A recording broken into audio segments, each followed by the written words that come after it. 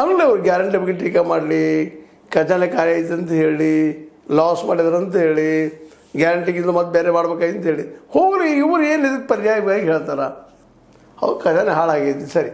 ಆ ಜನಕ್ಕೆ ಈಗ ಸಿಗಬೇಕಾಗಿದ್ದೇನು ಇದು ಹುಡುಕ್ಬೇಕಲ್ಲ. ಇವರು ಯಡಿಯೂರಪ್ಪನವರು ಸಾಕಷ್ಟು ಜೀವನದಲ್ಲಿ ಅನುಭವ ಆಗ್ಯದ.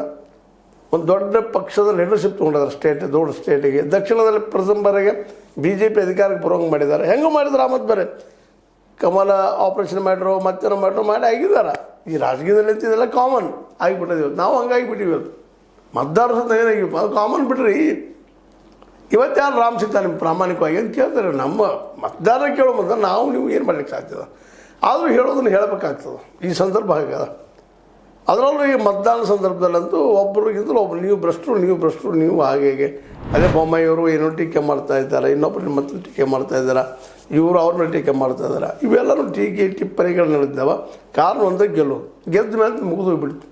ಈಗೆಲ್ಲ ಮಾಡಿದ ಆರೋಪಗಳಾಗಲಿ ಆಶ್ವಾಸನೆಗಳಾಗಲಿ ನಂತರದಲ್ಲೇ ಗಾಳಿಗೆ ಹೋಗುವಂಥದ್ದು ಮ್ಯಾನಿಫೆಸ್ಟೋಗಳನ್ನ ಗಾಳಿ ಕಳಿಸೋಂಥ ರಾಜಕೀಯ ಪಕ್ಷಗಳು ಇವೆಲ್ಲ.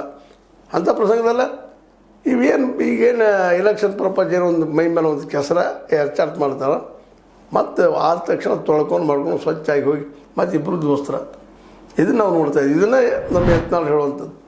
ಇಲ್ಲ ಅವ್ರೊಳಗೆ ಹೊಂದಾಣಿಕೆ ರಾಜಕಾರಣ ಮಾಡ್ತಾರೆ ರೀ. ಅವರು ಎಲೆಕ್ಷನ್ದಾಗ ಏನೋ ಮಾತಾಡ್ತಾರಷ್ಟ ಹೊರಗೆ ಬಂದ ಮೇಲೆ ನಾವು ನೀವು ಒಂದನ್ನು ಹೋಗ್ತಾರೆ.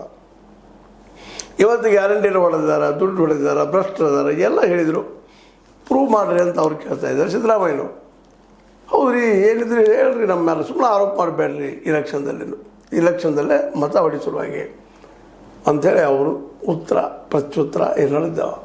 ಈ ಸಂದರ್ಭ ಕೊನೆ ಹಂತಕ್ಕೆ ಬರ್ತಾಯಿದೆ ಇಲೆಕ್ಷನ್ನ.